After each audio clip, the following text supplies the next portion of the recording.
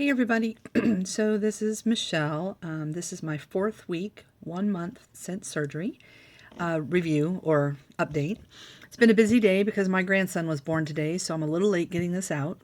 But wanted to let you know that again, once again, everything's been going great. But I do want to share a few things with you today that I have experienced over the course of the last few weeks.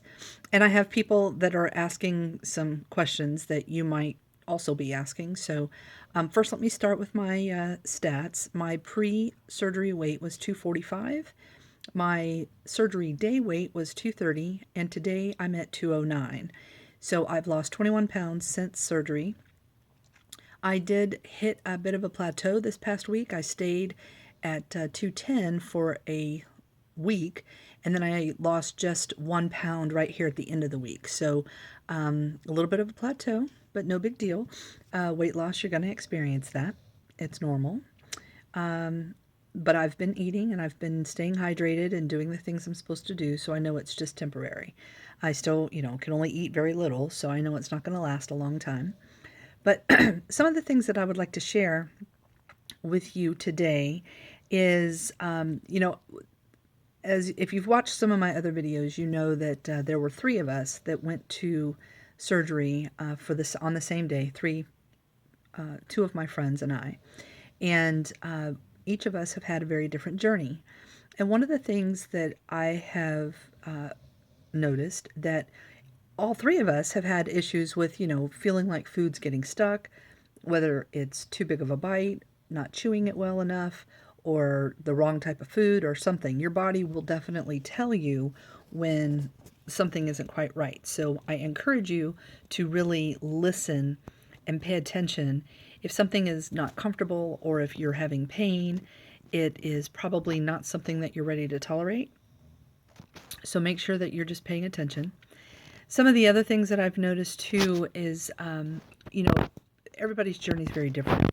And if you go into this looking at it like, I want to lose 50 pounds in the first month because that's what the majority of people whose Facebook page or YouTube I've looked at, that's what they've lost, then you're kind of setting yourself up for failure.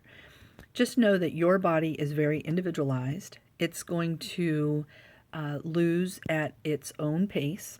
And the best thing you can do is just be comfortable with whatever that pace is. Do everything you're supposed to do, and then watch and see what happens. One of the things that we all kind of deal with is, there's mental things that we have to kind of work through.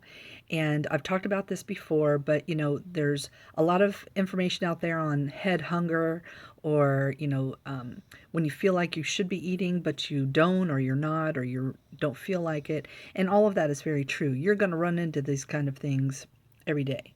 So it's really how you handle it and how you work through it that's going to make the difference. Now, up till just about a few days ago, I really have not had any hunger pains at all. I've had growling of my stomach, which is normal.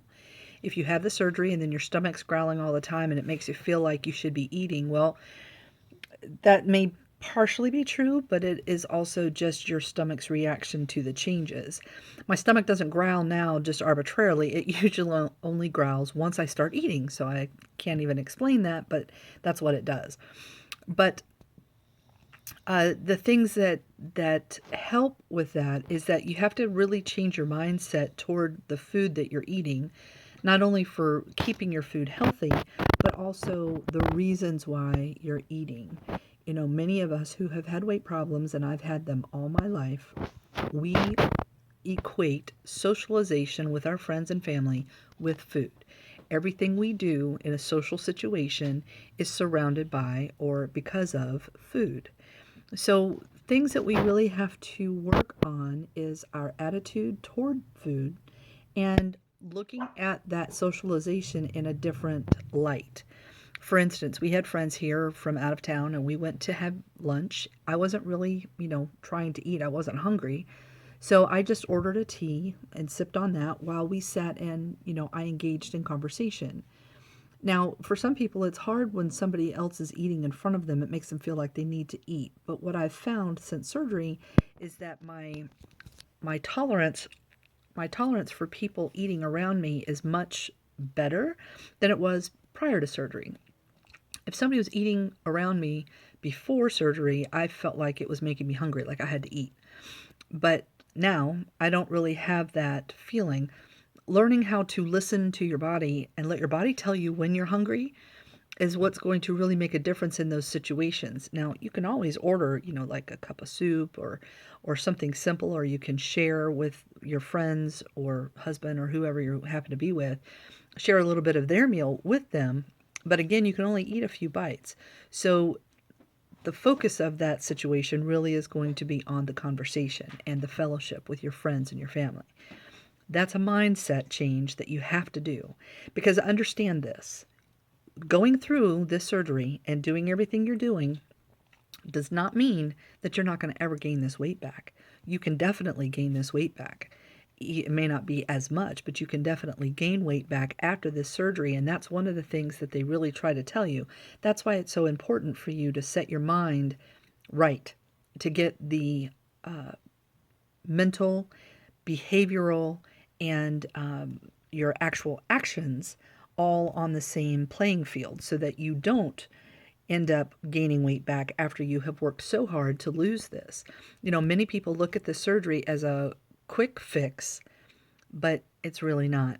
So one of the things that I've noticed since I have been free of gluten and sugar and carbs and all of those things, I'm finding that I'm really not interested in having those things anymore anyway.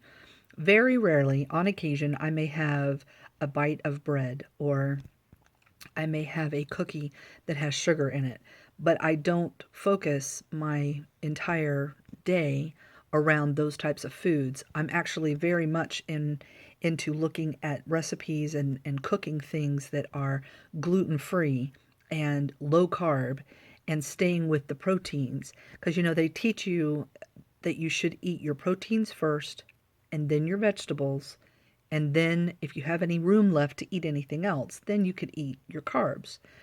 Well, I'm really focusing more on the protein and the vegetables, because I don't know about you, but at my age, and for all that I've gone through my entire life trying to lose this weight, now that I've invested in myself to have this surgery, the last thing I want to do is lose a bunch of weight and then gain a bunch back. That's not my intent. That's not why I'm here. That's not why I did this. So I am really focused on switching my mind around, changing my attitude toward food, changing my relationship toward food, and really focusing on being healthy, eating grass-fed or grain-fed meats only, keeping it low carb. It's funny, I eat less now, but I cook more. And that's not only helping me, but it's helping my family. My husband could stand to lose a little bit of weight, and he knows that. So with what I'm doing with cooking is really going to be helping him as well. So it's just how you work your life around this surgery, and what you take from it is what's going to make you successful. So I hope that my words are helping you to maybe gain a different perspective on what you can do and how you can make the changes that you need, which are lifetime lifestyle changes, not just overnight. This surgery is not a once in a lifetime thing that's going to be the magic pill. It is a catalyst, but the work is really up to you. So that's one of the things that I really wanted to share with you, in hopes that you can start looking at, food a little differently. The other thing I want to share with you is, when they go through and they take the piece of the stomach out that they take, there's a nerve there that usually will help you to know when you're full. Well, that nerve has been cut, so you don't get that same sensation. And it's very easy when you're first getting back into eating foods, it's very easy to overeat or to stuff yourself. So what I've learned is that you really have to take a bite, chew it well, and then wait a little bit. Take another bite, do the same thing, and wait a little bit. If you try and take 4 or 5 bites right off the bat because you're starving, or you think you're starving, or the food is good, or whatever, then chances are you're going to get that painful feeling that makes it feel like something's stuck. Again, this is part of your your relationship with the food that you're eating, you just have to slow down and take your time. And your friends and family who are with you, who know what's going on, they're going to be supportive. So it's not like you're going to eat so slow that everybody's going to be waiting on you at the end of the meal. That's not really what's going to happen. But you taking those slower bites will enable you to enjoy more of the food that you are trying to eat rather than having you sitting at the table completely uncomfortable, in pain, and miserable. So, again, I'm hoping that, what I'm saying and the things that I'm explaining to you will help you. Head hunger that people talk about is where your head's telling you you're hungry, but your body's really not. And in that situation, everybody's different. I don't really get a lot of head hunger. I get more of the boredom type hunger because I'll eat because I'm bored, or I'll eat because I, just feel like I want to eat, even though I don't. So I really work on my liquids and keeping myself hydrated. Being hydrated will eliminate a lot of that quick hunger that you feel, where you feel like you got to eat right now. So keep your liquids going.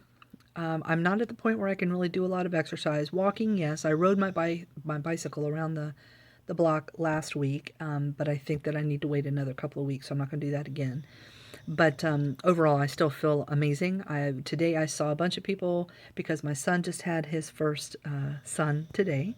So my grandson came this morning, and I saw a bunch of people from her side of the family have not seen me since before the surgery, and they were all, wow, you look great, your skin looks great, you look younger, oh my gosh, whatever you're doing, just keep doing it. It looks, you look amazing. And it's really wonderful to feel and hear those kinds of things, because that's what you long for. That's the motivation that kind of keeps you going. So whatever your path, just take it slow. It's not a game. It's something you have to do for the rest of your life, but just keep at it and you will get the success that you're looking for. Just keep in mind that that success takes some work, because you're going to have to continue throughout the rest of your life so that you don't gain the weight back and you do maintain this weight loss that you're working so hard to get. So again, Dr. Maytorena in Tijuana, Mexico was the doctor I went to. He's phenomenal. He's a brilliant surgeon. Matter of fact, I've had his work complimented on by local surgeons here, stating that he's done the perfect sleeve. So if you're looking for a physician and you're not really sure who to go to, I highly recommend Dr. Maytorena in Tijuana. He is Dr. Jorge Maytorena. He is absolutely amazing. He knows what he's doing. Again, I've had no pain, no issues. It's been a very smooth situation completely. So I guess I will sign off for now. Good luck to you. I hope that you are doing well, and don't hesitate to contact me via Facebook or email me and let me know how you're doing. And I'll be glad to answer any questions for you I can. All right? So until next time, have a great day.